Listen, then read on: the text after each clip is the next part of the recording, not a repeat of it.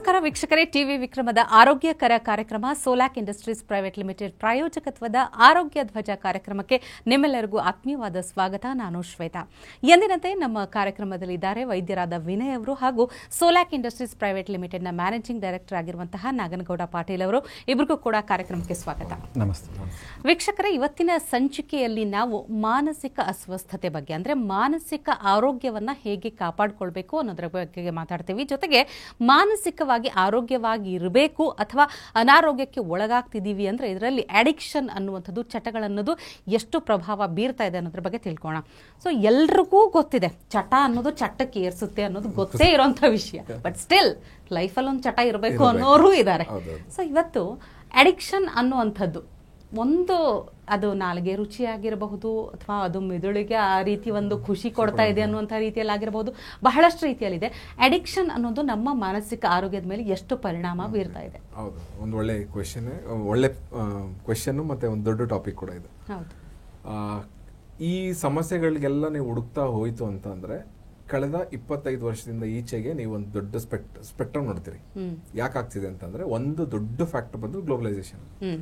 ನೀವು ಯಾವ್ದಾದ್ರು ದೇಶನ ಹಾಳು ಮಾಡ್ಬೇಕಂದ್ರೆ ಅಥವಾ ಯಾವ್ದಾದ್ರು ಒಂದು ಸಮೂಹನ ಹಾಳು ಮಾಡ್ಬೇಕಂತಂದ್ರೆ ನೀವು ಅವ್ರ ಐಡಿಯಾಲಜಿನ ಹಾಳು ಮಾಡ್ಬೇಕು.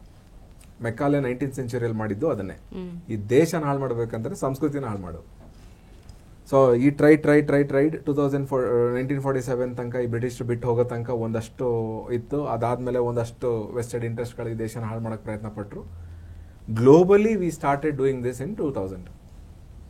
ಕಳೆದ 10 ವರ್ಷದ ಹಿಂದೆ ನಿಮಗೆ ಒಂದು ಟ್ರೆಂಡ್ ಶುರು ಆಗಿದ್ದು Korean cars, Korean web series, Korean soaps, daily soaps, Korean ಹಾಡುಗಳು, ಪಾಪ್, ಬಿಕಾಸ್ ಡ್ರೆಸ್ ಕೋಡ್ಗಳು, because they wanted to sell their culture. ನೀವು ಯಾವಾಗ ಒಂದು ಕಲ್ಚರ್ನ ಒಂದ್ ಕಡೆ ಮಾರ್ತಿರೋ ಅದು that becomes money for them. ನೀವು ಕೊರಿಯನ್ ವೆಬ್ ಸಿರೀಸ್ ಬರೋಕ್ಕಿಂತ ಮುಂಚೆ Hyundai or Kia did not do much business. Japan Maruti, Tata, Mahindra ಇವು ಇದ್ವು. ಯಾವಾಗ they entered things started changing. So ಈಗ ನೀವು ನೋಡಿದ್ರೆ ಎವ್ರಿ 10 ಕಾರ್ಸ್ ಯು ಸಿ ಐದರ್ ಕಿಯಾ ಆರ್ ಹುಂಡೈ. ಯಾಕೆ? ಅವ್ರವ್ರ ಕಲ್ಚರ್ನ ಮಾರಿದ್ರು. ಸೊ ಕೊರಿಯಾದಲ್ಲಿ ಕಾರ್ಸ್ ಹಿಂಗಿದಾವೆ, ಇದೇ ತರದ ಕಾರ್ ಇಂಡಿಯಾದಲ್ಲಿ ಬಂದ್ರೆ ನಾನು ತಗೋತೀನಿ ಅಂತ. This is not happening only there. Car segment ಒಂದೇ ಎಕ್ಸಾಂಪಲ್ ಕೊಟ್ಟಿದ್ದು ನಾನು. ಡ್ರೆಸ್ ಹಾಳಾಗಿದೆ, ಒಪ್ಕೋತೀರಾ? ಆ ಕಲ್ಚರ್ ಎಂಟ್ರಿ ಆಯ್ತು, ಇಲ್ಲಿ ಕಲ್ಚರ್ ಕಿಲ್ ಮಾಡಿ ಎಂಟ್ರಿ ಆಗ್ಬೇಕು ಅಥವಾ ಅದು ಬಂದು ರಿಪ್ಲೇಸ್ ಮಾಡಿಸುತ್ತೆ. ಸೊ 2000 ಇಂದ ಈಚೆಗೆ ಆಗಿದ್ದೇನು, we thought technically we are strong, Indians, language ಬರ್ತಿದೆ, ದೊಡ್ಡ ಕಂಟ್ರಿ, ಎಲ್ಲ ಕಂಟ್ರಿಗೂ ಇಂಡಿಯಾದಲ್ಲಿ ಬಿಸ್ನೆಸ್ ಮಾಡಬೇಕು. ಸುಪ್ರಸಿದ್ಧವಾಗಲಿ ಕುಪ್ರಸಿದ್ಧವಾಗಲಿ ಅವರಿಗೆ ಸಿದ್ಧಿ ಅನ್ನೋದು ಬೇಕು. ಅದು ಸುಪ್ರಸಿದ್ಧ ಆಗಲಿ ಕುಪ್ರಸಿದ್ಧ ಆಗಲಿ ಅವ್ರಿಗೆ ಹೆಂಗ್ ಬೇಕೋ ಹಂಗೆ ಮಾಡ್ಕೋತಾರ ಅವರು. India is A huge market. 140 ಕೋಟಿ ಜನ ಅಂತಂದ್ರೆ ಇಟ್ಸ್ ಎ ಹ್ಯೂಜ್ ಮಾರ್ಕೆಟ್. ಒಬ್ಬೊಬ್ರ ಹತ್ರ ಹೆಂಗಾದ್ರೂ ಪ್ಲಾನ್ ಮಾಡಿ ಒಂದಿನಕ್ಕೆ ₹1 ತಗೊಂಡ್ರೆ 140 ಕೋಟಿ ರೂಪಾಯಿ business, irrespective of the country. ಅದು US ಆಗಲಿ, ಯುರೋಪ್ ಆಗಲಿ, ಆಸ್ಟ್ರೇಲಿಯಾ ಆಗಲಿ, ಯಾರೋ ಆಗಲಿ. ಏನೆಲ್ಲ ಅಡಿಕ್ಷನ್ಸ್ ಬಂತು, we will start one by one. ಇಂಡಿಯಾದಲ್ಲಿ ಏನಿತ್ತು, ತುಂಬಾ ಹಳೆ ಕಾಲದಿಂದ ಅಡಿಕ್ಷನ್ಸ್ ಅಂತಿದ್ದೇನು, ಸರ್ಟೆನ್ ಫೆಸ್ಟಿವಲ್ಸ್ ಅಲ್ಲಿ ಸರ್ಟೆನ್ ಥಿಂಗ್ಸ್ ಆಗಿ ಇದ್ದಿದ್ದು ಗಾಂಜಾ, ಮಾರುವಾನ. ಅದನ್ನ ಭಾಂಗ್ ಅಂತ ಕೆಲವು ಕಡೆ ಸೇವನೆ ಮಾಡ್ತಿದ್ರು, ಪ್ರಸಾದ ಅಂತ ಕೆಲವು ಕಡೆ ಸೇವನೆ ಮಾಡ್ತಿದ್ರು. ಓಪಿಯಂ, ಗಸಗಸೆ ಬೆಳೆಯೋರು ಅದರದ್ದು ಅಫೀಮ್ನ ರೆಡಿ ಮಾಡಿ ಅದನ್ನ ಪೇನ್ ಕಿಲ್ಲರ್ ಆಗಿ ಯೂಸ್ ಮಾಡ್ತಿದ್ರು. ಆಯುರ್ವೇದನು ಓಪಿಯಂನ, ಮಾರುವಾನನ ಪೇನ್ ಕಿಲ್ಲರ್ ಅಂತಾನೆ ಹೇಳಿರೋದು, ಅಡಿಕ್ಷನ್ಸ್ ಇರ್ಲಿಲ್ಲ. ಚೈನಾ ಬ್ರಿಟಿಷ್ ಓಪಿಯಂ ಟ್ರೇಡ್ಗೋಸ್ಕರ ಜಗಳಾಡಕ್ ಶುರು ಮಾಡಿದ್ರು. ಅಫ್ಘಾನಿಸ್ತಾನ ಬ್ರಿಟಿಷ್ ಜಗಳಾಡಕ್ ಶುರು ಮಾಡಿದ್ರು. ಅಲ್ಲಿಂದ people thought this is a big market. So ನೀವು ಅಡಿಕ್ಷನ್ಸ್ ರೂಟ್ಸ್ ನೋಡ್ಕೊಂಬಂದ್ರೆ ಇವರೆಲ್ಲ ಪರಕೀಯರ್ ಬರೋ ತನಕ ದೇಶ ತುಂಬಾ ಚೆನ್ನಾಗಿತ್ತು. ಮುಘಲ್ರು, ತುರುಕ್ರು, ಅರಬ್ರು, ಪರ್ಷಿಯನ್ರು, ಚೈನೀಸ್ ಇನ್ವೇಷನ್ ನಾರ್ತ್ ಈಸ್ಟ್ ಇಂಡಿಯಾದಲ್ಲಿ. ಅದಾದ್ಮೇಲೆ ನಮಗೆ ಯುರೋಪಿಯನ್ ಇನ್ವೇಷನ್, ಯಾರು ಡಚ್ಚರು, ಫ್ರೆಂಚರು, ಇವರೆಲ್ಲ ಬರ್ತಾ ದೇ ಬಾಟ್ ಅಡಿಕ್ಷನ್ಸ್. ಇಂಡಿಯಾದಲ್ಲಿ ಎಲ್ಲದನ್ನು ಮೆಡಿಸಿನ್ ರೂಪದಲ್ಲಿ ಎಷ್ಟು ಬೇಕಾ ಅಷ್ಟು ಉಪಯೋಗಿಸಿದ್ರು, ಸುಮ್ಮನಾಗ್ತಿದ್ರು. ಡ್ಯೂರಿಂಗ್ ಡೆಲಿವರಿ ತುಂಬಾ ಪೇನ್ ಇರ್ತಿತ್ತು ಅಂತ ಅವಾಗ ನ್ಯಾಚುರಲ್ ಪೇನ್ ಕಿಲ್ಲರ್ಸ್ ಯಾವ ಅವೈಲೇಬಲ್ ಇದೆ ಅವು ಕೊಡ್ತಿದ್ರು. ಯಾವ ಗಸಗಸೆ ಪಾಯಸ ಆಗಿರ್ಲಿ, ಓಪಿಯಂ ಆಗಿರ್ಲಿ, ಅಥವಾ ಮಾರುವಾನ, ಬಾಂಗ್ ಆಗಿರ್ಲಿ, ಅವೆಲ್ಲ ಆ ಮೊಮೆಂಟಿಗೆ ತಗೋತಿದ್ರು, ಅದನ್ನ ರಿಲೀಸ್ ಮಾಡ್ತಿದ್ರು. ಈಗ ಅದನ್ನ they have started making a business. ಸರ್ಕಾರಕ್ಕೆ ಹಣಗಳು ಬರ್ತಿಲ್ಲ ಅಂತ, ಆಲ್ಕೋಹಾಲ್ನ ತಗತಿಲ್ಲ, ಸಿಗರೇಟ್ ಸೇರ್ತಿಲ್ಲ ಜನ ಅಂತ ರಾಜೀವ್ ಗಾಂಧಿ ಎರಾದಲ್ಲಿ ಕಂಪ್ಲೀಟ್ಲಿ ಇಟ್ ವಾಸ್ ಬ್ಯಾಂಡ್. ಗಾಂಜಾನು ಬ್ಯಾನ್ ಮಾಡಿದ್ರು. Anything which is which does not generate revenue to European markets. ಇಲ್ಲಿರೋ ಕಂಪ್ನಿಗಳೆಲ್ಲ ಯುರೋಪಿಯನ್ ಮಾರ್ಕೆಟ್ಸ್ಗೆ ಅವ್ರಿಗೆ ದುಡ್ಡು ಬರದೇ ಇರೋವೆಲ್ಲವೂ ಆಗಬೇಕು. ಯಾರೋ ಒಬ್ಬ ವ್ಯಕ್ತಿ ಒಂದು ಬಾಂಗ್ ತಗೊಂಡು ತಿಂದು ಮಲ್ಕಂಡ ಉತ್ತರ ಭಾರತದಲ್ಲಿ ಅಥವಾ ಮಧ್ಯಪ್ರದೇಶದಲ್ಲಿ ಮಹಾರಾಷ್ಟ್ರದಲ್ಲಿ ಅಂತಂದ್ರೆ ಅವನು ₹100 ಕೊಟ್ಟು ಆಲ್ಕೋಹಾಲ್ ಕುಡಿತಿರ್ಲಿಲ್ಲ. ಆಲ್ಕೋಹಾಲ್ ಕುಡಿಬೇಕು ಅಂತಂದ್ರೆ ಬಾಂಗ್ನ ಹಾಳು ಮಾಡಬೇಕಿತ್ತು, ಹಾಳು ಮಾಡಿದ್ರು, ಆಲ್ಕೋಹಾಲ್ ಕುಡ್ಸಕ್ಕೆ ಶುರು ಮಾಡಿದ್ರು. ನಾವು this has become a multi crore business. ಅದನ್ನ ಅಷ್ಟಕ್ಕೆ ನಿಲ್ಲಿಸಲಿಲ್ಲ. They started selling it as a culture. ಯುರೋಪಿಂದ ಸಿನಿಮಾಗಳು ಬರೋಕ್ಕೆ ಶುರುವಾಯಿತು, ಅಮೆರಿಕದಿಂದ ಸಿನಿಮಾಗಳು ಶುರುವಾಯಿತು, ಕೇಬಲ್ ಟಿವಿ ಎರ ಶುರುವಾಯಿತು. ಯುರೋಪಲ್ಲಿ ಏನಾಗ್ತಿದೆ, ಅಮೆರಿಕದಲ್ಲಿ ಏನಾಗ್ತಿದೆ, they started seeing in through movies. ನಾವು ಚಿಕ್ಕವರಿದ್ದಾಗ ತುಂಬಾ ದೊಡ್ಡ ಮೂವಿ ಅಂದ್ರೆ Jurassic park. V thought that was real. Titanic, V thought that was real. Titanic ಅಂತ ಒಂದು ಹಡಗಿತ್ತು, ಅಂದ್ರೆ ನಮ್ಮ ಕಣ್ಮುಂದೆನೆ ಸಾಯ್ತಿದೆ ಅನ್ನೋದು ಭ್ರಮೆ ಸೃಷ್ಟಿ ಮಾಡಿದ್ರು. When they started selling culture, ನಮಗೆ ಅಲ್ಲಿ ಹೀರೋ ಅಂತಂದ್ರೆ ಸ್ಟೈಲ್ ಆಗಿರೋ ಕಾಸ್ಟ್ಲಿ ಬಟ್ಟೆ ಹಾಕಬೇಕು, ಸ್ಮೋಕ್ ಮಾಡಬೇಕು, ತುಂಬಾ advanced version of elite people ಅಂದ್ರೆ ಗಂಡ ಹೆಂಡತಿ ಅಪ್ಪ ಅಮ್ಮ ಒಟ್ಟಿಗೆ ಕುತ್ಕೊಂಡು ಕುಡಿಬೇಕು, ಒಟ್ಟಿಗೆ ಸ್ಮೋಕ್ ಮಾಡಬೇಕು. ಅದನ್ನ ಅದೇ started showing it as A rich culture. ಎಷ್ಟು ಕಡಿಮೆ ಬಟ್ಟೆ ಹಾಕೋತಾರೋ ಅಷ್ಟು ರಿಚ್. ಚಡ್ಡಿ ಹಾಕೊಂಡು ಹೋದ್ರೆ ಅವ್ರು ತುಂಬಾ ರಿಚ್ ಅಂತ ನಾನು ಹಂಗೆ ಅನ್ಕೊಂಡಿದ್ದೆ. ನಾನು ಚಿಕ್ಕನಿದ್ದಾಗ ನಾವ್ ಯಾಕೆ ನಮ್ಮ ತಂದೆ ಯಾಕೆ ಚಡ್ಡಿ ಹಾಕತ್ತಿಲ್ಲ ಅಂತಂದ್ರೆ ಸೌಕಾರ ಹಾಕೊಳ್ಳೋದು ಅಂತ ಹೇಳಿದ್ರು ನಮ್ಮ ತಂದೆ ನನಗೆ. ಅಂದ್ರೆ ಸೌಕಾರ ಕ್ಲಾಸ್ ಆಫ್ ಪೀಪಲ್ ಅವ್ರು ಚಡ್ಡಿ ಹಾಕೊಂಡೋದ್ರೆ ಅವ್ರಿಗೆ ಯಾರು ಏನನ್ನಲ್ಲ, ಬಡವ್ರು ಹಾಕೊಂಡೋದ್ರೆ ಅವ್ರಿಗೆ ಹ್ಯೂಮಿಲಿಯೇಟ್ ಮಾಡ್ತಾರೆ ಅಂತ. ಈಗ ಹಿಂಗ ಅದೊಂದು ಇದೆ ಮೇಡಮ್. ಈಗ ಒಬ್ಬ ಯಾರೋ ಒಂದು ಸ್ಟೇಟಸ್ ರೀಚ್ ಆಗ್ಬಿಟ್ಟಿದ್ದಾನೆ ಅಂದ್ರೆ ಅವನು 1 ಗ್ರಾಮ್ ಗೋಲ್ಡ್ ಹಾಕೊಂಡೋದ್ರೆ ನನ್ನ ಹತ್ರ ಬಂಗಾರ ಇರ್ಬೋದು ಬಿಡು ಅಂತ ನಂಬ್ಕೊಬಿಡ್ತೀವಿ ನಾವೇ. ಅದೇ ಬಡವ್ರು ಪಾಪ ಕಷ್ಟಪಟ್ಟು ಅವ್ರು ₹100 ಕೂಡಿಟ್ಟು ಬಂಗಾರದ ಓಲೆ ಮಾಡಿಸ್ಕೊಂಡಿದ್ರೆ 1 ಗ್ರಾಮ್ ಗೋಲ್ಡ್ ಅನ್ಕೋತೀವಿ ನಾವು. That is socially we have been tuned for it. ಅದೇ ಈಗ ಬಡವರು ಬಟ್ಟೆ ಹರಿದಿರೋ ಬಟ್ಟೆ ಹಾಕೊಂಡ್ರೆ ಪಾಪ ಭಿಕ್ಷುಕರು ಅಂತ ಅನ್ಕೊಳ್ತೀವಿ. ಅದೇ ರೀತಿ ಹರಿದಿದ್ದ ಜೀನ್ಸ್ ಈಗ ಫ್ಯಾಷನ್ ₹1000 ಕೊಟ್ಟು ಟ್ರೆಂಡ್ ಆಗಿದೆ. ಸೊ ನಮಗೆ ಇದನ್ನ they started selling this bullshit. ಯಾವಾಗ 1980s 1990 ಸಿನಿಮಾ ಬರೋಕ್ಕೆ ಶುರು. ಇದು ತುಂಬಾ ಅಗ್ರೆಷನ್ ಆಗಿದ್ದು ಫ್ರೀ ಇಂಟರ್ನೆಟ್ ಬಂದ್ಮೇಲೆ. ವೇ ಬ್ಯಾಕ್ ಇನ್ 2016 ಯಾವಾಗ ನಿಮ್ಗೆ 10 ವರ್ಷದಿಂದ ಕಂಪ್ನಿಗಳನ್ನ ಓವರ್ಟೇಕ್ ಮಾಡಿ ಜಿಯೋ ನಮಗೆ ಫ್ರೀ ಇಂಟರ್ನೆಟ್ ಕೊಡಕ್ಕೆ ಶುರುವಾಯಿತು. Free unlimited usage. ಮೊದ್ಲು ಹೆಂಗೆ ಅಂತಂದ್ರೆ ₹200 ರೀಚಾರ್ಜ್ ಮಾಡಿಸ್ಕೊಂಡ್ರೆ 2 GB ಅಥವಾ 1 GB 1 ತಿಂಗಳು ಉಪಯೋಗಿಸ್ತಿದ್ವಿ ನಾವು. ಈಗೇನಾಯ್ತು, 1 ದಿನಕ್ಕೆ ಅನ್ಲಿಮಿಟೆಡ್ ಇಂಟರ್ನೆಟ್. ನೀವು ಫೋನ್ ಉಪಯೋಗಿಸ್ತೇ ಬಿಡ್ತೀಯೋ, ನೀನು ಇಷ್ಟು ರೀಚಾರ್ಜ್ ಮಾಡಿಸ್ಲೇಬೇಕು. ನೀನು ಫೋನ್ ಬರುತ್ತೋ ಬಿಡುತ್ತೋ ಇಷ್ಟು ದುಡ್ಡು ಕಟ್ಟಲೇಬೇಕು ನೀನು. ಇಫ್ ಯು ರಿಮೆಂಬರ್, ನಾವು ಸ್ಟಾರ್ಟಿಂಗ್ ಫೋನ್ ತಗೊಂಡಾಗ ಅರ್ಲಿ ಡೇಸ್ ಅಲ್ಲಿ ಇನ್ಕಮಿಂಗ್ಗೆ there was a charge, out ಗೋಯಿಂಗ್ಗೆ ದೇರ್ ವಾಸ್ ಎ ಚಾರ್ಜ್. ಅದು ಡೈಲಿ ರೆಂಟಲ್ಸ್ ಅಂತ ಇರ್ತಿತ್ತು. ನೀವು ಫೋನ್ ಮೇಂಟೈನ್ ಮಾಡಬೇಕಂದ್ರೆ ದಿನ ಬಾಡಿಗೆ ಕಟ್ಟಬೇಕು, ಇನ್ಕಮಿಂಗ್ ಕಟ್ಟಬೇಕು, ಔಟ್ ಗೋಯಿಂಗ್ ಕಟ್ಟಬೇಕು. ಈಗ ಇನ್ಕಮಿಂಗ್ ಔಟ್ ಗೋಯಿಂಗ್ ಕಟ್ಟಂಗಿಲ್ಲ, ಡೈಲಿ ಬಾಡಿಗೆ ಕಟ್ಟಲೇಬೇಕು, ಇಷ್ಟು ರೀಚಾರ್ಜ್ ಮಾಡಿಸ್ಲೇಬೇಕು ನೀವು. ಈ ಕಲ್ಚರಲ್ ಎಕ್ಸ್ಚೇಂಜ್ ಮಾಡಬೇಕಾದ್ರೆ ಈ ಥಾಟ್ ಪ್ರೋಸೆಸ್ ಇತ್ತಲ್ಲ ಇವ್ರಿಗೆ, ಇದನ್ನ ಮಾರ್ಬೋದು. ಸೊ ನಿಮಗೆ ಒಂದು ಯಾವುದೋ ಫೇಮಸ್ 100 ಕೋಟಿ ಸಿನಿಮಾ ದುಡ್ಡು ಮಾಡಿದೆ ಅಂತ ನೀವು ನೋಡಿದ್ರೆ ಹೀರೋ ಏನು ಅಂದ್ರೆ ಸ್ಟೈಲ್ ಆಗಿ ಅವನು ದೊಡ್ಡ ಬಾಟ್ಲ್ ಹಿಡ್ಕೊಂಡು ಬಂದು ಕುಡಿದ್ರೆ ಅವನು ಹೀರೋ ಅಂತ. ಈ ಡಾಕ್ಟರ್ ರಾಜ್ಕುಮಾರ್ ಯಾಕೆ ಗ್ರೇಟ್ ಆಗ್ತಾರೆ ಅಂತ ಅಂದ್ರೆ ಈ ವಾಸ್ ವೆರಿ ಕ್ಲಿಯರ್. ನಾನು ನಿಜ ಜೀವನದಲ್ಲಿ ಕುಡಿಯೋದಿಲ್ಲ ಅಂತಂದ್ರೆ ನಾನು ಸ್ಕ್ರೀನ್ ಮೇಲೂ ಕುಡಿಯಲ್ಲ. ನುಡಿದಂತೆ ನಡೆಯೋ ಕಲ್ಚರ್. ನೀವು ಕ್ರೂರತ್ವವನ್ನು ತೋರ್ಸಂಗಿದ್ರೆ ಬೇರೆ ತರ ತೋರಿಸಿ, ನಾನು ಕೊಲೆ ಮಾಡೋದು ತೋರಿಸಿ, ಅಣ್ಣ ತಮ್ಮನ್ನೇ ಕೊಲೆ ಮಾಡೋದು ತೋರಿಸಿ. ನೈಜ ಆಧಾರಿತ ಘಟನೆಗಳು ಇಟ್ಕೊಂಡು ನೀವು ಕತೆ ಹೆಣದಾಗ ಅದಕ್ಕೆ ಸಿಗಂತ ಘನತ್ವ ಬೇರೆ. ನೀವು ಫೇಕ್ ಆಗಿ ಈಗ ಯಾರೋ ಒಬ್ರು ಆಕ್ಟ್ರು ಕುಡಿತಾರೆ ಅಂತ ತೋರಿಸ್ತಾರೆ, ಬಟ್ ನಿಜ ಜೀವನದಲ್ಲಿ ಅವ್ರು ಮುಟ್ತಾನೆ ಇರೋದಿಲ್ಲ. But what message is sending is, ನಾನು ಈ ತರ ಸ್ಟೈಲ್ ಆಗಿ ಕುಡಿದ್ರೆ I look like my iconic idol ತರ ಕಾಣಿಸ್ತೀನಿ ನಾನು. So which is practically 2019 I think 19 or 20 ಅಲ್ಲೋ there was this issue where porn has to be banned in this country.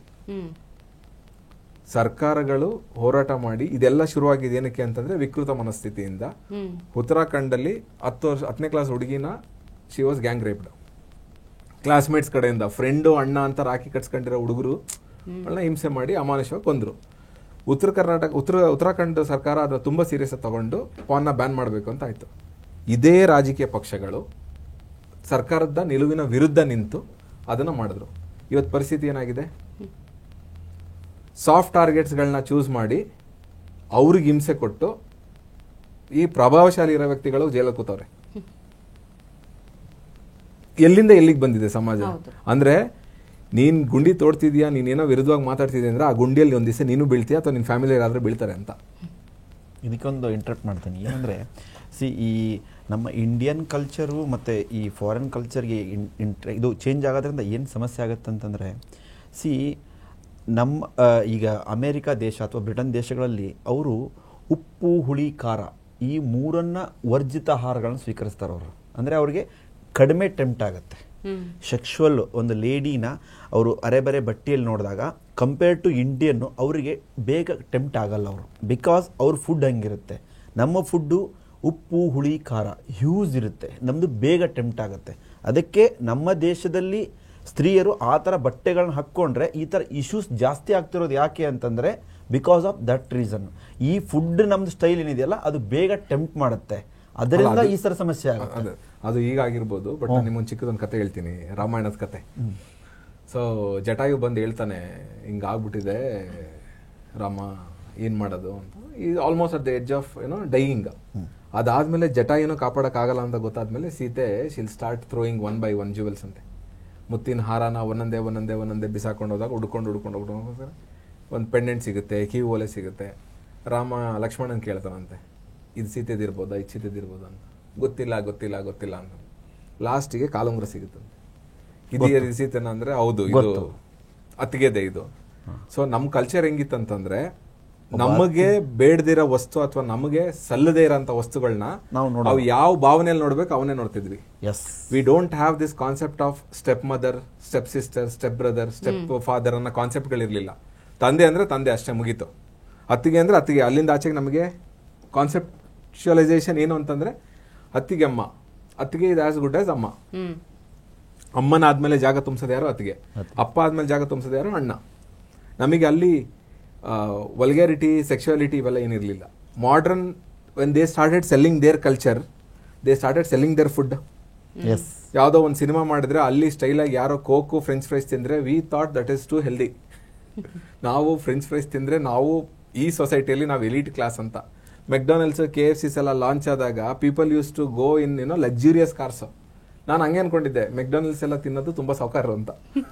ಗೊತ್ತಿರ್ಲಿಲ್ಲ. ನಾವು ಬಡವರು ಅಂದ್ರೆ ರೊಟ್ಟಿ ತಿನ್ಬೇಕು, ಇಲ್ಲೆಲ್ಲ ಮುದ್ದೆ ತಿಂತಾರೆ. So anything above that plethora ಅಂತಂದ್ರೆ ಅವರೆಲ್ಲ ಆಗರ್ಭ ಶ್ರೀಮಂತರು. ಗೋಬಿ ಮಂಚೂರಿ ಅಂತ ಅಂದ್ರೆ ಅದು ಯಾರೋ ಬೇರೆಯವ್ರು ತಿನ್ನೋದು, ನಮ್ಮ ದೇಶದವ್ರು ತಿನ್ನೋದಲ್ಲ ಅಂತ ನನಗಿದ್ದಿದ್ದು. ಈಗ ಏನಾಗಿದೆ ಅಂತಂದ್ರೆ ಈ ಮದುವೆ ಮನೆಯಲ್ಲೂ ಬಂದಿದೆ, ಸತ್ಯನಾರಾಯಣ ಪೂಜೆಯಲ್ಲಿ side dish gobi manchurian. So ಈ ಕಲ್ಚರಲ್ ಎಕ್ಸ್ಚೇಂಜ್ ಮಾಡಕ್ ಹೋಗಿ and we don't sell our good things ಅಥವಾ we don't know how to encash our good things ಬರುತ್ತೆ. ದೈಹಿಕವಾಗಿ ಮಾನಸಿಕವಾಗಿ ಆರೋಗ್ಯವಾಗಿ ಇರಬೇಕು ಅಂತಂದ್ರೆ ನಾವೇನ್ ಮಾಡಬೇಕು, ಸಾಧನೆ ಮಾಡಬೇಕು. ಹಳೆ ಕಾಲದಲ್ಲಿದೆ ಯಾವ ತರ, ಸಮಾಜಮುಖಿಯಾಗಿ ಗೃಹಸ್ಥ ಆಗಿರೋನು ಯೋಗಾಭ್ಯಾಸ ಮಾಡಬೇಕು. ಇಲ್ಲ ಅಂದ್ರೆ ಯು ಹ್ಯಾವ್ ಮೆಡಿಟೇಷನ್. ಅವನು ಸ್ಪೆಷಲ್ ಸಾಧನೆ ಇದೆ ಅಂತಂದ್ರೆ ಈ ಮಂತ್ರ ತಂತ್ರ ಯಂತ್ರ ಎಲ್ಲ ಮಾಡ್ಬೇಕಂತಂದ್ರೆ they have this proper ideology of ಕುತ್ಕೊಂಡು ಹೋಮ ಮಾಡಬೇಕು, ಅವನ ಮಾಡಬೇಕು, ಮಂತ್ರ ಜಪ ಮಾಡ್ಬೇಕಂತ. ನಮಗೆ ನಾವು ಇದನ್ನ ತಗೊಳ್ಳೇ ಇಲ್ಲ. ನಮಗೆ ಯೋಗ ಮಾಡಬೇಕು, ವಿಶ್ವ ಯೋಗ ದಿನ ಬರಬೇಕು ಅಂತ ಹೇಳಿದ್ದೆ 2014-15 ಅಲ್ಲಿ ತನಕ ಯೋಗ ನಮ್ದು ಅಂತ ಬೇರೆಯವರು ಯೂನಿವರ್ಸಿಟಿಗಳು ಮಾಡ್ಕೊಂಡು ಸಿಲೆಬಸ್ ಫಾರ್ಮ್ ಮಾಡಿ ಅವ್ರು ಯೋಗದ ಇನ್ಸ್ಟಿಟ್ಯೂಟ್ ನಡೆಸಬೇಕಾದ್ರೆ ನಮಗೆ ಇಲ್ಲಿ ಯೋಗ ಅಂತಂದ್ರೆ ವಿ ಹ್ಯಾಡ್ ಕೀಳರಿಮೆ ನಮಗೆ, ಯೋಗ ಅಂತೆ. ಈಗಲೂ ನೀವು ನೋಡಿದ್ರೆ ಯೋಗ ಮಾಡೋರ್ ಜನಸಂಖ್ಯೆಗಿಂತ ಜಿಮ್ಗೆ ಹೋಗೋರ್ ಜನಸಂಖ್ಯೆ ಜಾಸ್ತಿ. ಯೋಗ ಮಾಡಿ ಸತ್ತಿರೋ ಉದಾಹರಣೆಗಳಿಲ್ಲ. ಬಾಡಿ ಬಿಲ್ಡಿಂಗ್ ಅಡಿಕ್ಷನ್ಸ್ ಆಗಿರೋದಿದೆ. ಡ್ರಗ್ಸ್ ಹಾಕೊಂಡು, ಪ್ರೋಟೀನ್ ಪೌಡರ್ ಹಾಕೊಂಡು ಏನೇನೋ ಮಾಡಕ್ ಹೋಗಿ, ಬಾಡಿ ಬಿಲ್ಡಿಂಗ್ ಮಾಡಕ್ ಹೋಗಿ, ಬಾಡಿ ಬಿಲ್ಡಿಂಗ್ ಕಾಂಪಿಟೇಷನ್ ಅಂತ ಮಾಡಿ ತೋರ್ಸಕ್ ಪ್ರಪಂಚಕ್ಕೆ ಹೋಗಿ. ನಾನು ಲಾಸ್ಟ್ ಟೈಮ್ ಮಾತಾಡ್ಬೇಕಾದ್ರೆ ಹೇಳಿದೆ, 0 ಡಿಗ್ರಿಯಿಂದ 25 degree north, 25 degree south, 50 degree north, 50 degree south ನೀವು ಬೈಫರ್ಕೇಶನ್ ತಗೊಂಡ್ರೆ ನಾರ್ದರ್ನ್ ಹೆಮಿಸ್ಫಿಯರ್ ಅಲ್ಲಿ ಇರೋರಿಗೆ ಬಿಸಿಲು ಬೀಳಲ್ಲ. ಬಟ್ ದೇಹನ ಚೆನ್ನಾಗಿ ಇಟ್ಕೋಬೇಕಂದ್ರೆ ಬೆವ್ರು ಬೇಕು ಅಂತಂದ್ರೆ ಅವ್ರು ಮನೆಯ ಒಳಗಡೆ ಎಕ್ಸರ್ಸೈಸ್ ಮಾಡ್ತಿದ್ರು. ಅವರು ಅಲ್ಲಿ AC ಹಾಕೊಂಡು ಎಕ್ಸರ್ಸೈಸ್ ಮಾಡಲ್ಲ. ಅವ್ರ ವೆದರೇ ಹಂಗಿರುತ್ತೆ. ಅವ್ರು ಬೆವರಕ್ಕೋಸ್ಕರ ಎಷ್ಟು ಬೇಕೋ ಅಷ್ಟು ವೈಟ್ ಲಿಫ್ಟ್ ಮಾಡ್ತಾರೆ, ಎಕ್ಸರ್ಸೈಸ್ ಮಾಡ್ತಾರೆ. And they don't want to come in front of the world. ನಾನು ಪ್ರಪಂಚಕ್ಕೆ ಬಂದ್ಬಿಟ್ಟು ನನ್ನ 6 ಪ್ಯಾಕ್ಸ್ ಇದೆ, ಬಾಡಿ ಬಿಲ್ಡಿಂಗ್ ಇದೆ ಅಂತಿಲ್ಲ. ಬಟ್ ಇಲ್ಲೇನಾಗ್ತಿದೆ, ಇಟ್ಸ್ ಉಲ್ಟಾ. ಹೊರಗಡೆ ಚೆನ್ನಾಗಿ ಬಿಸಿಲು ಗಾಳಿ ಇರುತ್ತೆ, ವರ್ಷ ಪೂರ್ತಿ ಗಾಳಿ ಬಿಸಿಲು ಇರುತ್ತೆ. ಅಲ್ಲಿ ಬಿಟ್ಟು AC ಅಲ್ಲಿ ಕುತ್ಕೊಂಡು ಜಿಮ್ ಮಾಡಕ್ ಹೋಗಿ, ಜಿಮ್ ಮಾಡಿ ನನ್ಗೆ ಯಾಕೋ ಬರ್ತಿಲ್ಲ. Boss, your jeans are different from your Africans. ದಕ್ಷಿಣ ಆಫ್ರಿಕಾದವರು, ಮಧ್ಯ ಆಫ್ರಿಕಾದವ್ರಿಗಿರೋ ಜೆನೆಟಿಕ್ಸ್ ಊಟನೇ ತಿನ್ನಲ್ಲ ಅವರು. ಕಾಡಲ್ಲಿ ಈಗ್ಲೂ ಅಲ್ಲಿ ಇಲ್ಲಿ ಅಲ್ಕೊಂಡು ಗೆಡ್ಡೆ ಗೆಣಸು ತಿನ್ಕೊಂಡು ದೈತ್ಯ ಆಕಾರದಲ್ಲಿ ಇರ್ತಾರ ಅವರು. ಅವ್ರ ಜೀನ್ಸ್ ನನ್ನ ಜೀನ್ಸ್ ಒಂದೇನಾ? ಅವ್ರದ್ದು ಬಿಡಿ. ಸದರನ್ ತಮಿಳ್ನಾಡು ಜೀನ್ಸ್ ನೋಡಿದೀರಾ? ಮಧ್ಯ ಕರ್ನಾಟಕ ಜೀನ್ಸ್ ನೋಡಿದೀರಾ? ಮಧ್ಯ ಭಾರತದ ಜೀನ್ಸ್ ನೋಡಿದ್ದೀರಾ? ಬೃಂದಾವನ ಉತ್ತರ ಪ್ರದೇಶ ಜೀನ್ಸ್ ನೋಡಿದ್ದೀರಾ? ನಿಮಗೆ ಇಲ್ಲೇ ನಿಮಗೆ ಎಷ್ಟು ಸ್ಪೆಕ್ಟ್ರಮ್ ಇದೆ ಆಯ್ತಾ? ನೀವು ಹೌ ಕ್ಯಾನ್ ಯು ಎಕ್ಸ್ಪೆಕ್ಟ್ ನೀನು ನಾನು ಆಫ್ರಿಕಾದ ಒಂಥರ ನಾನು ಬಾಡಿ ಬಿಲ್ಡ್ ಮಾಡ್ತೀನಿ, ಅಮೆರಿಕನ್ ಯುರೋಪಿಯನ್ ತರ ಬಾಡಿ ಬಿಲ್ಡ್, ಅವ್ರ ಕಡೆ ಕಡಿಮೆ ಹೈಟ್ ಅಂದ್ರೆ ಆರಡಿ, ನಮ್ ಕಡೆ ಜಾಸ್ತಿ ಹೈಟ್ ಅಂದ್ರೆ ಆರಡಿ. ಹೌ ಕ್ಯಾನ್ ಯು ಎಕ್ಸ್ಪೆಕ್ಟ್ ಅವನ ಅತಿಮಾನುಷ ಜೈಗ್ಯಾಂಟಿಕ್ ಕಾಣಿಸ್ಬೇಕಂತ ಹೆಂಗೆ ಎಕ್ಸ್ಪೆಕ್ಟ್ ಮಾಡ್ತೀರಾ? ಸೊ ಇದು ಒಂಥರ ಅಡಿಕ್ಷನ್. ನಾನು ಡ್ರಗ್ಸ್ ತಗೊಂಡು ಬಾಡಿ ಬಿಲ್ಡ್ ಮಾಡ್ಕೋತೀನಿ, ಅನ್ನೆಸರಿ ಥಿಂಗ್ಸ್ ನ ತಗೊಂಡು ಬಾಡಿ. ಈಗ ಅಡಿಕ್ಷನ್ ಅಂತ ಬಂದಾಗ ಹೇಳಿದ್ರೆ ನಿಜವಾಗ್ಲೂ ಅಂದ್ರೆ ಎಲ್ಲದಕ್ಕೂ ಮೂಲ ಸಮಸ್ಯೆ ಅನ್ನೋಂಥದ್ದು ಒಂದು ಇಡೀ ಪ್ರಪಂಚದ ದೃಷ್ಟಿಯಲ್ಲಿ ನೋಡೋದಾದ್ರೆ ನಮ್ಮ ದೇಶದಲ್ಲಿ ಪಾಶ್ಚಿಮಾತ್ಯ ದೇಶಗಳ ಸಂಸ್ಕೃತಿ ಹೇರಿಕೆ ಆಗಿದೆ. ಅದು ಹೇಗಂದ್ರೆ ಪ್ರತಿಯೊಬ್ಬರಿಗೂ ಗೊತ್ತಿಲ್ಲದೆಯೇ ಆಗಿರುವಂತದ್ದು ಹೇರಿಕೆ ಇದು. ಅಂಡ್ ತುಂಬಾ ವರ್ಷಗಳಿಂದ ಆಗ್ತಾ ಇರುವಂತಹ ಹೇರಿಕೆ. ಬಟ್ ಸ್ಟಿಲ್ ಈಗ ವೈಯಕ್ತಿಕವಾಗಿ ಯೋಚನೆ ಮಾಡೋದಾದ್ರೆ ಯಾರು ಅಷ್ಟೊಂದು ತಲೆ ಕೆಡ್ಸ್ಕೊಳ್ಳಲ್ಲ ರೀ. ಈಗ ಬೇರೆ ದೇಶದ ಸಂಸ್ಕೃತಿ ಬಂದಿದೆ, ಅದನ್ನ ನಾವು ಮಾಡಬಾರ್ದು ಅಷ್ಟಿಲ್ವೇ ಇಲ್ಲ, ಎಲ್ಲವೂ ಇರೋದು ಅವ್ರ ಮನಸ್ಸಲ್ಲಿ. ಸೊ ಈಗ ಹೇಗ್ ಮಾಡ್ಬೇಕು ಇದನ್ನ, ಅಡಿಕ್ಷನ್ ಇಂದ ಹೊರಗೆ ಬರ್ಬೇಕು ಅಥವಾ ಹೇಗಿದ್ರಿಂದ ಪರಿಹಾರ ಅಂತ? ನಮ್ ಜನರೇಷನ್ ಚೇಂಜ್ ಆಗ್ಬೇಕು ಮೇಡಮ್. ಯಾವ parents they are new parents ಇಂದ 20 ವರ್ಷ 21 22 ವರ್ಷದಿಂದ ಪೇರೆಂಟ್ಸ್ ಆಗಿದಾರಲ್ಲ, 40-45 ವರ್ಷ ತನಕ ಅಂದ್ರೆ ಅವ್ರ ಮಕ್ಕಳು ಅವ್ರ ಮಾತು ಕೇಳ ಲೆವೆಲ್ ಅಲ್ಲಿ ಇರೋಂತ ಮಕ್ಳು ಇದಾರಲ್ಲ, ಲೆಸ್ ದೆನ್ ಟೀನೇಜ್ 10-12 ವರ್ಷ 15 ವರ್ಷ ಸ್ಕೂಲ್ ಏಜ್ ಅಲ್ಲಿ ಇರೋಂತ ಹುಡುಗರು ಸ್ಪೆಕ್ಟ್ರಮ್ ಇದೆಲ್ಲ, ಈ ಪೇರೆಂಟ್ಸ್ ಕಲ್ಚರ್ನ ಇನ್ಕ್ಲೂಡ್ ಮಾಡ್ಕೋಬೇಕು. ಅವ್ರು ಇನ್ಕ್ಲೂಡ್ ಮಾಡ್ಕೊಂಡು ಫಸ್ಟ್ ಇವ್ರ ಫೋನ್ ಉಪಯೋಗಿಸೋದು ನಿಲ್ಸ್ಬೇಕು. ರೀಲ್ಸ್ ನೋಡ್ತಾ ಇರ್ತಾರೆ, ಮಗ ಮಾತಾಡ್ಸ್ತಾ ಇರ್ತಾನೆ, ಇವರಿಗೆ ಮಗನ ಕೊಡೋ ಟೈಮ್ಗಿಂತ ರೀಲ್ಸ್ ಕೊಡೋ ಟೈಮ್ ಇಂಪಾರ್ಟೆಂಟ್. ರೀಲ್ಸ್ ಅಲ್ಲಿ ನಿಮಗೆ ಆಂಗ್ಸೈಟಿ ಬಿಲ್ಡ್ ಆಗುತ್ತೆ, ಸ್ಟ್ರೆಸ್ ಬಿಲ್ಡ್ ಆಗುತ್ತೆ. 15 ಸೆಕೆಂಡ್ ಅಲ್ಲಿ ಅವ್ನು ನೋಡಿ ಮುಗಿಸ್ಬೇಕಂತ 30 ಸೆಕೆಂಡ್ ನೋಡಿ ಮುಗಿಸ್ಬೇಕು. 30 ಸೆಕೆಂಡ್ ಅಲ್ಲಿ ಕನ್ಕ್ಲೂಷನ್ ಬಂದಿಲ್ಲ ಅಂದ್ರೆ ರೀಲ್ ಚೆನ್ನಾಗಿಲ್ಲ ಅಂತ ಓಡಿಸ್ತಾನೆ ಮುಂದಕ್ಕೆ. ಇವನಿಗೆ ಬೇಕಾಗಿರುತ್ತೆ, ಅದು ತಾನಾಗೆ ಬರುತ್ತೆ, ಬೇಡ ಅಂದ್ರೂ ಕೂಡ ಹಂಗಲ್ಲ, ಅದು ಕರೆಕ್ಟ್. ಅಂದ್ರೆ ಇವನಿಗೆ ಏನೋ ಒಂದು ಇಂಟೆನ್ಷನ್ಸ್ ಇರುತ್ತೆ, ಡಿಪೆಂಡಿಂಗ್ ಆನ್ ಯುವರ್ ಮೂಡ್. ಇವನ್ ಹೆಂಡತಿ ಜೊತೆಗೆ ಜಗಳ ಆಡಿದ್ರೆ ಇವನಿಗೆ ಸ್ಯಾಟಿಸ್ಫ್ಯಾಕ್ಷನ್ ಬೇಕು, ಇಲ್ಲಿ ಬರ್ತಾನೆ. ಆಫೀಸ್ ಜೊತೆ ಬಾಸ್ ಅಲ್ಲಿ ಕಿರಿಕಾಗಿತ್ತು, ಇಲ್ಲಿ ಬರ್ತಾನೆ. ಇವನಿಗೆ ನಗ್ಸ ಅಂತ ಕಂಟೆಂಟ್ ಬೇಕು. ಅದು ನಗ್ಸ ಅಂತ ಕಂಟೆಂಟ್ ಎಷ್ಟು ವಿಕೃತವಾಗಿದ್ರು ಪರವಾಗಿಲ್ಲ, ಇಲ್ಲಿ ಎಂಜಾಯ್ ದಟ್. ಯಾರಿಗೋ ಗಲೀಜ್ ಮಾತಾಡ್ಲಿ, ಯಾರಿಗೋ ಹಿಡ್ಕೊಂಡು ಹೊಡಿಲಿ, ಸ್ಕ್ರಿಪ್ಟೆಡ್ ಶೋ ಆಗಿರ್ಲಿ, ದೇ ಎಂಜಾಯ್ ದಟ್ ಶೋ. ಅವ್ರಿಗೆ 30 ಸೆಕೆಂಡ್ ಅಲ್ಲಿ 40 ಸೆಕೆಂಡ್ ಅಲ್ಲಿ 1 ನಿಮಿಷದಲ್ಲಿ ಅವ್ರಿಗೆ ಅದು ಸ್ಯಾಟಿಸ್ಫ್ಯಾಕ್ಷನ್ ಕೊಟ್ಬಿಡ್ಬೇಕು, ಈಗೋ ಸ್ಯಾಟಿಸ್ಫೈ ಆಗ್ಬಿಡ್ಬೇಕು. ಇವರು ಈ ಅಡಿಕ್ಷನ್ಸ್ಗೆ ಒಳಗಾದಾಗ ಫಸ್ಟ್ ಆಫ್ ಆಲ್ ಗಂಡ ಹೆಂಡತಿಗೆ ಬಾಂಡಿಂಗ್ಸ್ ಕಡಿಮೆ ಆಗ್ತಾ ಬರುತ್ತೆ. Because she try to send reels which is in favour of ಅವ್ರಿಗೆ ಹೆಂಡತಿಗೆ ಫೇವರಬಲ್ ಆಗಿರ್ತಕ್ಕಂತಹ ಐಡಿಯಾಲಜಿ ಇರ್ತಕ್ಕಂತಹ ನರೇಟಿವ್ ಇರ್ತಕ್ಕಂತಹ ರೀಲ್ಸ್ಗಳನ್ನ ವಿಡಿಯೋಗಳನ್ನ ಆಯಮ್ಮ ಸೇವ್ ಮಾಡ್ಕೊಂಡು ಗಂಡನ್ ಕಳಿಸ್ತಾಳೆ. ಅದು ಸೇವ್ ಆಗಿದೆ ಅಂತ ಅಲ್ಗರಿದಮ್ ಗೊತ್ತಾದ ತಕ್ಷಣ ಪ್ರತಿ ಸರಿ ಅಂತವೇ ಬರ್ತವೆ. ಗಂಡನಿಗೆ ಸಮಾಜ ನಡೀತಿರೋದು ಗಂಡ್ ಮಕ್ಳಿಂದ ಹೆಣ್ಮಕ್ಳಿಂದ ಅಲ್ಲ ಅಂತ ಇವನು ಮ್ಯಾಸ್ಕುಲಾನಿಟಿ ತೋರ್ಸಕ್ ಹೋಗಿ ಟಾಕ್ಸಿಕ್ ಮ್ಯಾಸ್ಕುಲಾನಿಟಿನ ಇವನು ತೋರ್ಸಕ್ ಹೋಗ್ತಾನೆ. ಟಾಕ್ಸಿಕ್ ಫ್ಯಾಮಿಲಿನಿಟಿ ಹೆಂಡತಿ ಕಳ್ಸೋದು, ಟಾಕ್ಸಿಕ್ ಮ್ಯಾಸ್ಕುಲಾನಿಟಿ ಗಂಡ ಕಳ್ಸೋದು, ಮಕ್ಕಳು ಹಾಳಾಗೋಗ್ಲಿ. ಈ ರೀಲ್ಸ್ ಗಳ ಮಧ್ಯೆ ರಿಯಲ್ ಲೈಫೇ ಕಳೆದೋಗಿದೆ. ಅದು ಒಂದು. ಎರಡನೇದು ಸೂಡೋ ಪ್ರೆಸ್ಟೀಜ್. ಆಗ್ಲೇ ಹೇಳಿದೆ, ನಾನು ಯಾವುದೋ ಒಂದು ಗಾಡಿ ತಗೊಂಡೆ, ಯಾವುದೋ ಒಂದು ಕಾರ್ ತಗೊಂಡೆ, ನಾನು ಯಾವುದೋ ಒಂದು ಫಂಕ್ಷನ್ಗೆ ಹೋದೆ, ಫಾಲ್ಸ್ ಸ್ಟೇಟಸ್ನ ಮೇಂಟೈನ್ ಮಾಡೋಕ್ಕೆ you will live to that expectations of society. ನನ್ನ ಹತ್ರ ಇಂಥರದ್ದು ಬಟ್ಟೆ ಇದೆ, ಈ ಥರದ್ದು ಕಾಸ್ಟ್ಲಿ ಕಾರ್ ಇದೆ, ಕಾಸ್ಟ್ಲಿ ವಾಚ್ ಇದೆ, ಕಾಸ್ಟ್ಲಿ ಜ್ಯುವೆಲ್ಸ್ ಇದೆ. ಆಮೇಲೆ ಎಷ್ಟೋ ಸರಿ ಈ 1 ಗ್ರಾಮ್ ಗೋಲ್ಡ್ ಅಂತೆಲ್ಲ ಬಂದಿದೆಯಲ್ಲ, ಒರಿಜಿನಲ್ ಗೋಲ್ಡ್ನ ಪರ್ಚೇಸ್ ಮಾಡೋಕ್ಕಿಲ್ಲ ಅಂದರೆ ಸಮಾಜನ ಸ್ಯಾಟಿಸ್ಫೈ ಮಾಡೋಕ್ಕೋಸ್ಕರ ನಿನ್ನ ಗಂಡ ನಿಂಗೆ ಏನು ಮಾಡಿಸಿಲ್ವಾ, ನಿನ್ನ ಹತ್ರ ಏನು ಇಲ್ವಾ ಅಂತ ನಾನು ಓರ್ಗಿತ್ತಿ ನನಗೆ ಅಂದ್ಬಿಡ್ತಾಳೆ, ನನ್ನ ಅಕ್ಕ ತಂಗಿ ನನಗೆ ಕೀಳಾಗಿ ನೋಡ್ಕೋತಾರೆ ಅಂತ ರಿಯಾಲಿಟಿಯಿಂದ ಹೊರಗಡೆ ಹೋಗಿ they try to do something else. ಅದನ್ನ ರಿಯಲ್ ಮಾಡ್ಕೊಳಕ್ ಹೋಗೋದು. ಸೊ ಅಲ್ಲಿ they are destroying the fabric of the society. ಅದು ಒಂದು. ಎರಡನೇದು ಬಂದು ಈ ಮಕ್ಕಳ ವಿಷಯದಲ್ಲಿ ಬಂದ್ವಿ ಅಂತಂದ್ರೆ, ನಾವು ಅಡಿಕ್ಷನ್ಸ್ ಇಂದ ಹೊರಗಡೆ ಬಂದಿಲ್ಲ ಅಂದ್ರೆ ನಮಗೆ ಆಂಗ್ಸೈಟಿ ಕಡಿಮೆ ಆಗಲ್ಲ. 30 ಸೆಕೆಂಡ್ ನಮ್ಗೆ ರಿಸಲ್ಟ್ ಬೇಕು. ಮಗು 2 1 2 ಮಗ್ಗಿ ಹೇಳಕ್ಕೆ ಪ್ರಯತ್ನ ಪಡ್ತಿದೆ ಅಂದ್ರೆ ನಾವು ಕಲ್ಸೋದ್ರಲ್ಲಿಲ್ಲ, ಹಿಡ್ಕೊಂಡು ಚೆಚ್ಚೋದು. ಅದಕ್ಕೆ ಬರಲ್ವಾ ನಿಂಗೆ ಮಗ್ಗಿ? ಪೇಷನ್ಸ್ ಇಲ್ಲ.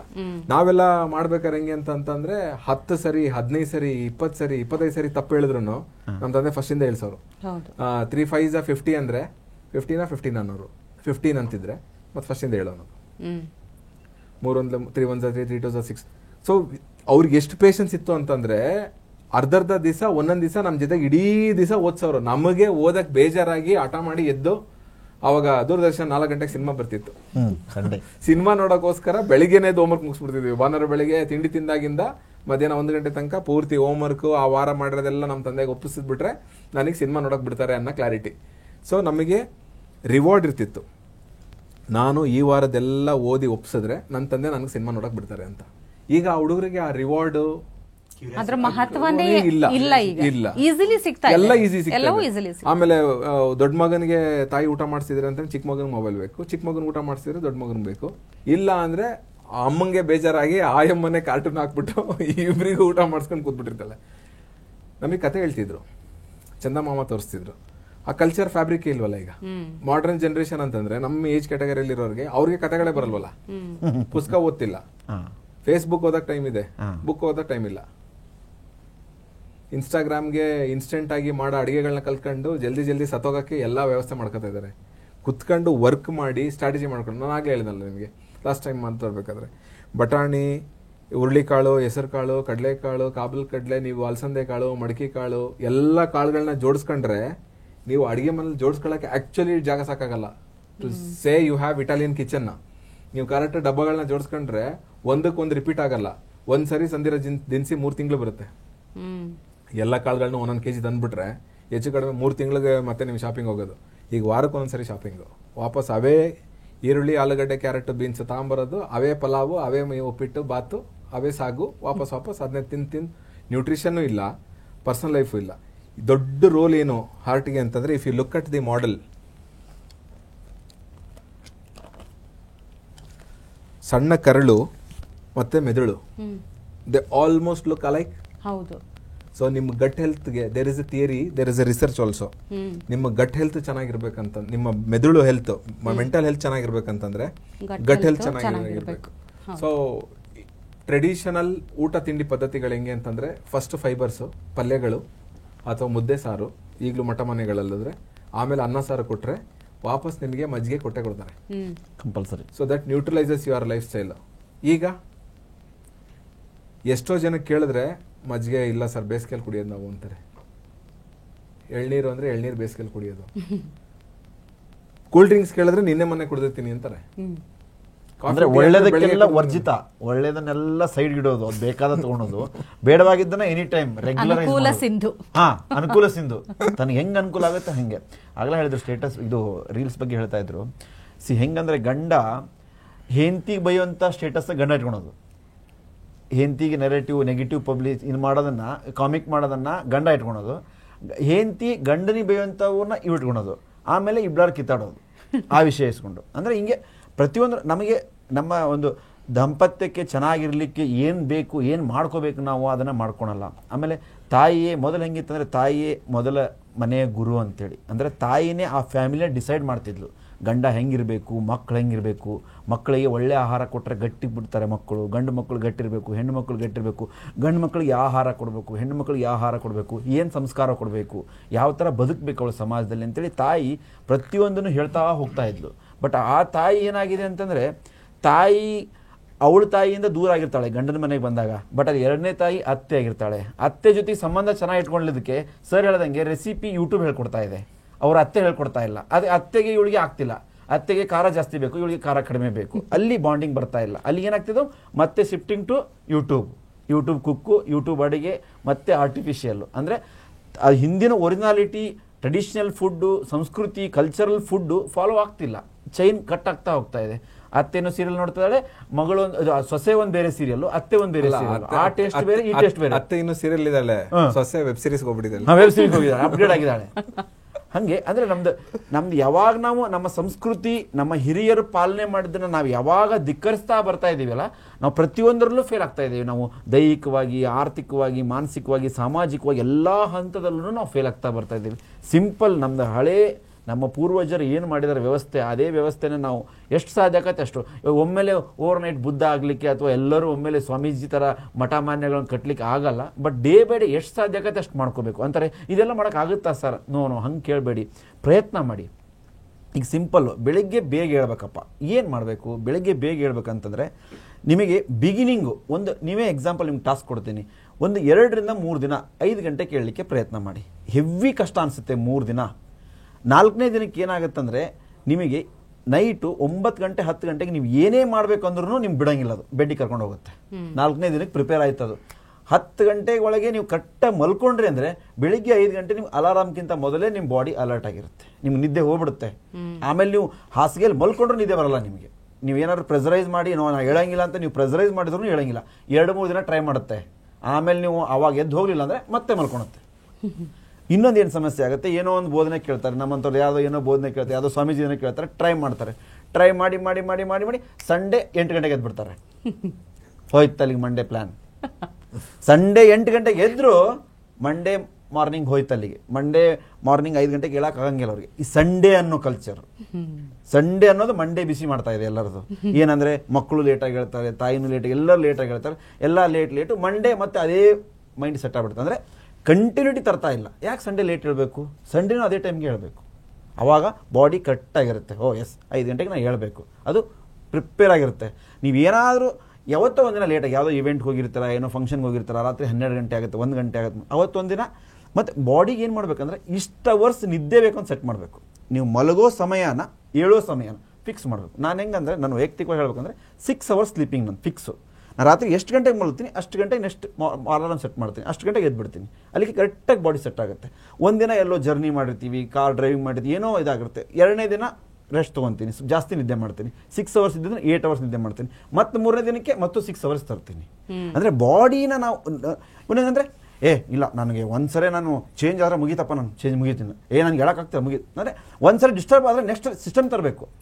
ಈ ಮೋದಿಯವರು ಹೇಳ್ತಾರೆ, ಲೈಫ್ ಸ್ಟೈಲ್ ಹೇಳ್ತಾರೆ, ಎಲ್ಲ ಹೇಳ್ತಾರೆ, ಅವ್ರಿಗೂ ವ್ಯತ್ಯಾಸ ಆಗುತ್ತೆ. ಯಾಕಂದರೆ ಹೆವಿ ಜರ್ನಿ ಮಾಡ್ತಾರೆ, ದೇಶದಿಂದ ದೇಶಕ್ಕೆ ಹೋಗ್ತಾರೆ, ವಿಮಾನ ಜರ್ನಿ ಮಾಡ್ತಾರೆ, ಅವ್ರದ್ದು ರುಟೀನ್ ಲೈಫ್ ವ್ಯತ್ಯಾಸ ಆಗುತ್ತೆ. ವ್ಯತ್ಯಾಸ ಆಯಿತು ಅಂದರೆ ಅವರು ಅದನ್ನು ಫಾಲೋ ಮಾಡೋಂಗಿಲ್ಲ, ಮತ್ತೆ ಒರಿಜಿನಾಲಿಟಿ ತರಲಿಕ್ಕೆ ಪ್ರಯತ್ನ ಮಾಡ್ತಾರೆ. ಹೌದು, ಖಂಡಿತ. ಬೇಸಿಕಲಿ ನಮ್ಮ ದೇಹದ ಮೊದಲ ಡಾಕ್ಟರ್ ನಾವೇ. ನಮ್ಮ ದೇಹವನ್ನ ನಾವು ಅರ್ಥ ಮಾಡ್ಕೊಳ್ಬೇಕು, ಯಾವುದಕ್ಕೆ ಹೇಗೆ ರಿಯಾಕ್ಟ್ ಮಾಡುತ್ತೆ ಅನ್ನುವಂಥದ್ದು, ಯಾವುದು ನಮ್ಗೆ ಒಗ್ಗುತ್ತೆ ಅನ್ನುವಂಥದ್ದು, ಪ್ರತಿಯೊಂದು ಕೂಡ. ಸೊ ನೀವ್ ಹೇಳಿದೆಲ್ಲ ಒಪ್ಕೊಂಡೇರಿ. ತಮಾಷೆ ಹೇಳ್ಬೇಕಂದ್ರೆ ನೀವು ಯೂಟ್ಯೂಬ್ ಬಗ್ಗೆ ಹೇಳಿದ್ರಿ, ಈಗ ನಾವು ಯೂಟ್ಯೂಬ್ ಅಲ್ಲೇ ಕಾರ್ಯಕ್ರಮ ಮಾಡ್ತಿರೋದ್ರಿಂದ ಅದೊಂದನ್ನ ಎಕ್ಸೆಪ್ಷನ್ ತಗೊಂಡ. ಸೊ ರೆಸಿಪಿ ಬಿಟ್ಟು ನಮ್ಮ ಕಾರ್ಯಕ್ರಮನ ನೋಡ್ಲಿ, ಆರೋಗ್ಯ ರೀತಿಯಾಗಿ ಅದು ಆರೋಗ್ಯನ ಕಾಪಾಡ್ಕೊಳ್ಳಿ ಅಂತ ಹೇಳೋಣ. ಮೇಡಮ್ ಹೆಂಗಂದ್ರೆ ಮೇಡಮ್ ಯೂಟ್ಯೂಬ್ ಅಲ್ಲಿ, ಗೂಗಲ್ ಅಲ್ಲಿ ನಾವು ಎಷ್ಟೊಂದು ಕಲ್ತಿದೀವಿ ಅಂದ್ರೆ ನಮ್ಗೆ ಯಾವ ಯೂನಿವರ್ಸಿಟಿಲೂ ಕಲ್ತಿಲ್ಲ, ನಾವು ಯಾವ PhD ಮಾಡಿಲ್ಲ, ಅಷ್ಟು ನಾಲೆಜ್ ಕಲ್ತ್ಕೊಂಡಿದ್ವಿ. ಅದರಲ್ಲಿ ಪಾಸಿಟಿವ್ ಇದೆ, ನೆಗೆಟಿವ್ ಇದೆ. ನಿಮಗೆ ಬುಕ್ ಅಂತ ಬಂದಾಗ ಮೇಡಮ್ ನೆಗೆಟಿವ್ ಬುಕ್ಸ್ ಇದೆ, ಪಾಸಿಟಿವ್ ಬುಕ್ಸ್ ಇದೆ. ನೀವು ಯಾವ ಬುಕ್ ಅನ್ನ ಓದ್ತೀರಾ ಆ ಥರ ನಿಮಗೆ ರಿಸಲ್ಟ್ ಬರುತ್ತೆ. ಯೂಟ್ಯೂಬಲ್ಲೂ ಅಷ್ಟೇ, ಗೂಗಲಲ್ಲೂ ಅಷ್ಟೇ. ನೀವು ಯಾವ ಕಂಟೆಂಟನ್ನು ರೀಡ್ ಮಾಡ್ತೀರಾ, ಯಾವುದ್ರ ಮೇಲೆ ನೀವು ಆಸಕ್ತಿ ತೊಗೊತೀರಾ, ಅದನ್ನೇ ಅದು ಫೀಡ್ ಮಾಡ್ತಾ ಹೋಗುತ್ತೆ. ನಾವು ಪಾಸಿಟಿವ್ ವೇದಲ್ಲಿ ಮೊದಲಿಂದ ನನಗೆ ಬುಕ್ ಓದುವಾಗೂ ಅಷ್ಟೇ, ಇದರಲ್ಲೂ ಅಷ್ಟೇ ಪಾಸಿಟಿವಿಟಿ ನಾವು ತೊಗೊತಾ ಹೋದರೆ ನಾವು ಪಾಸಿಟಿವ್ ಸಿಗ್ತಾ ಹೋಗುತ್ತೆ. ಖಂಡಿತ. ಸೊ ಇವತ್ತಿನ ಸಂಚಿಕೆಯಲ್ಲಿ ನಾವು ಅಂದರೆ ಚಟಗಳ ಒಂದು ಮೂಲ ಏನಿದೆ, ಮೂಲ ಕಾರಣ ಏನಿದೆ, ಹೇಗೆ ಪಾಶ್ಚಿಮಾತ್ಯ ಸಂಸ್ಕೃತಿಯ ಪ್ರಭಾವ ಬಿತ್ತು, ಹೇಗೆ ಇದು ಅಂದರೆ ಜನರಲೈಸ್ ಆಗಿ ಗೊತ್ತಿಲ್ಲದೆ ಒಂದು ಸಮೂಹ ಸನ್ನಿ ಅಂತ ಏನು ಹೇಳ್ತೀವಲ್ಲ, ಸೊ ಆ ರೀತಿ ಚಟಗಳಾಗಿರುವಂಥದ್ದು ಅಂದರೆ ನಮ್ಮ ಲೈಫ್ ಸ್ಟೈಲ್ಗೆ ರಿಲೇಟ್ ಆಗಿರುವಂಥದ್ದು, ನಮ್ಮ ಜೀವನ ಶೈಲಿಯನ್ನು ಬದಲಾಯಿಸಿರುವಂಥದ್ದರ ಬಗ್ಗೆ ಮಾತಾಡಿದ್ದೀವಿ. ಆದರೆ ಮುಂದಿನ ಸಂಚಿಕೆಯಲ್ಲಿ ಇದರಿಂದ ಆಗುವಂತಹ ಒಂದು ಗಂಭೀರವಾದ ಪರಿಣಾಮಗಳ ಬಗ್ಗೆ ಕೂಡ ಮಾತಾಡೋಣ. So thank you so much. So ನೋಡಿದ್ರಲ್ಲ ವೀಕ್ಷಕರೇ, ಅಡಿಕ್ಷನ್ ಅನ್ನುವಂಥದ್ದು, ಚಟಗಳು ಅನ್ನುವಂಥದ್ದು ಯಾವ ರೀತಿ ನಮ್ಮ ಜೀವನದ ಮೇಲೆ, ಜೀವನ ಶೈಲಿ ಮೇಲೆ ಪ್ರಭಾವ ಬೀರ್ತಾ ಇದೆ ಅನ್ನೋದನ್ನು ತಿಳ್ಕೋಣ. ಇದರಿಂದ ಆಗುವಂತಹ ಗಂಭೀರ ಪರಿಣಾಮಗಳ ಬಗ್ಗೆ ಮುಂದಿನ ಸಂಚಿಕೆಯಲ್ಲಿ ಡಿಸ್ಕಸ್ ಮಾಡೋಣ. ನಮಸ್ಕಾರ. ಟಿವಿ ವಿಕ್ರಮ, ದೇಶ ನಿಮ್ಮ ಕೈಯಲ್ಲಿ. ಈ ಕಾರ್ಯಕ್ರಮ ನಿಮಗೆ ಇಷ್ಟ ಆಗಿದ್ದಲ್ಲಿ ಲೈಕ್, ಶೇರ್ ಹಾಗೂ ಕಮೆಂಟ್ ಮಾಡಿ. ಟಿವಿ ವಿಕ್ರಮದ ಕಾರ್ಯಕ್ರಮಗಳನ್ನು ನಿರಂತರವಾಗಿ ವೀಕ್ಷಿಸಲು ಸಬ್ಸ್ಕ್ರೈಬ್ ಮಾಡಿ, ಬೆಲ್ ಐಕನ್ ಒತ್ತಿ.